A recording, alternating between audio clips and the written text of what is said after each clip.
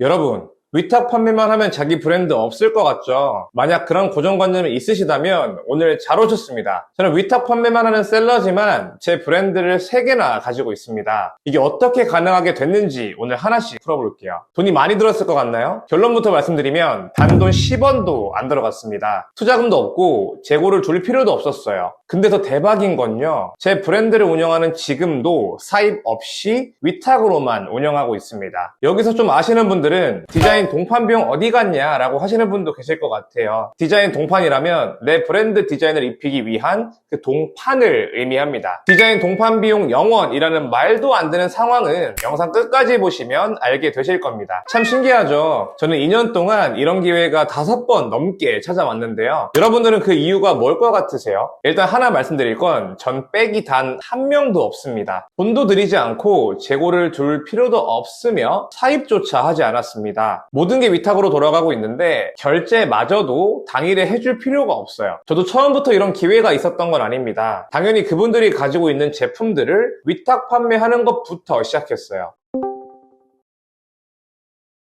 첫 번째로 있었던 기회부터 얘기해 볼게요. 저희 아버지께서 오랫동안 당뇨로 고생하고 계셨는데요. 한 5년 전쯤인가 제 아버지를 위해서 당뇨에 좋은 제품을 찾아봤습니다. 그때 알게 된 게 어떤 약초 추출물이었는데요. 이게 온라인에서 판매되던 제품이 아니었고 블로그를 통해서 우연히 알게 된 제품이었어요. 되게 투박하게 글 쓰는 블로그 있잖아요. 어떻게 보면 촌스럽고 어떻게 보면 완전 장인일 것 같은 그런 블로그요. 그때 그 제품을 처음 알게 됐는데 영상들도 찾아보고 칼럼이나 논문도 읽어보고 하다 보니까 이게 한번 먹어봐도 괜찮겠다는 생각이 들었습니다. 그래서 그때 아버지 선물로 주문해드렸고 그게 실제로 효과가 있었는지 그때부터 아버지가 계속 직접 주문해서 드시더라고요. 그 이후로 어떻게 주문해서 먹냐고 물어보니까 사이트 이런 게 없어서 전화로만 주문한다고 하셨습니다. 저는 이게 기회라고 생각했어요. 그래서 제품을 만든 공급처에 전화를 걸어서 온라인 판매를 제안했죠. 처음에는 판매라니 우린 소규모로만 해도 어려운데 라면서 부정적인 반응이셨어요. 그래서 저도 안 되겠다 라는 생각에 포기하려던 찰나에 갑자기 선생님께서 본인 스토리를 막 들려주시더라고요. 내가 원래 뭐 어떤 사람이었다, 뭐 내가 옛날에 어떤 병이 있었는데 여기 온 지 한 10년 정도가 됐는데 이런 약초 먹으니까 다 나았다, 뭐 이런저런 얘기를 막 하셨던 것 같아요. 그리고 얘기를 듣다 보니까 그 추출물 한 병 만들려면 엄청 커다란 기계가 필요하더라고요. 게다가 생각보다 과학적이고 노련한 기술이 필요했습니다. 특히 저는 너무 좋았던 게 품질에 얼마나 자신이 있으셨는지가 기억이 나요. 저는 그 자부심을 어떻게든 온라인으로 연결하고 싶었어요. 그래서 끝까지 포기하지 않고 설득했습니다. 그러다가 다행히도 그 선생님께서 제 아이디어에 동의하시면서 온라인에서 판매할 수 있도록 노력해 주셨습니다. 근데 말씀드렸잖아요. 이 제품은 블로그로만 판매되고 있어서 라벨만 붙어 있지 브랜드가 따로 있었던 건 아니었습니다. 그래서 제가 넌지시 디자인만 넘겨드리면 제 디자인으로 붙여줄 수 있을까요? 뭐 이런 식으로 여쭤봤었고, 근데 감사하게도 별거 아니라는 듯이 오케이 해주셨습니다. 근데 여기서 하나 문제가 또 있었어요. 저 디자인을 하나도 할 줄 몰랐거든요. 지금은 몇 년 하다 보니까 그래도 가끔씩 칭찬을 듣긴 하는데 그때는 진짜 한숨만 나오던 그런 디자인이었습니다. 그래도 나름대로 내 브랜드가 생긴다는 기대감이라는 게 있을 거잖아요. 그래서 다른 업체들 로고 패키지, 디자인 이런 것들 다 막 복사해가지고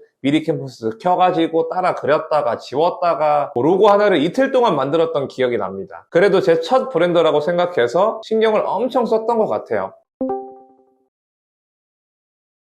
이제 두 번째 얘기를 해볼게요. 위탁 판매로 1매출이 100만원에서 200만원 정도가 나오던 제품이 있었는데요. 이 제품 같은 경우에는 공급처에서 브랜드를 붙여주겠다고 먼저 연락을 주셨습니다. 우리 브랜드로 팔지 말고 그냥 대표님 브랜드로 만들어서 파는 거 어때요? 라고 말씀을 해주셨는데 저는 이거 전혀 예상 못했거든요. 기존 제품에 로고랑 네이밍이 다 있었어요. 근데 그때 그 재고를 제가 거의 다 팔아버렸다고 하시더라고요. 어차피 잘 파는 사람이 저밖에 없어서 독점으로도 주겠다. 그리고 추가 비용도 없이 제 브랜드 로고를 붙여주겠다라고 말씀하시더라고요. 그렇게 제 브랜드가 하나 더 탄생할 뻔했는데요. 할 뻔했다니까 좀 이상하죠. 맞습니다. 이건 제가 제안을 거절했습니다. 솔직히 혹한 건 사실이지만 저한테 명확한 목표가 있었습니다. 더 높은 성과를 낼 수 있는 아이템을 찾고 싶다라는 거였어요. 제 실력이 계속 성장하면서 더 적은 리소스로 더 높은 매출을 내고 싶었습니다. 이때 기회는 포기했지만 정말 크게 깨달은 게 있었습니다. 내 브랜드를 만든다는 게 무조건 돈이 필요한 게 아닐 수도 수도 있겠구나. 자본이 아니라 좋은 기회와 방향성에서 올 수도 있는 거구나 라는 거예요. 이 경험 덕분에 사업에 대한 제 고정관념이 완전히 깨졌던 것 같습니다. 그리고 여러분 재밌는 게 뭔지 아세요? 이렇게 제안 온 제품 있잖아요. 도매매 소싱으로 팔던 제품입니다.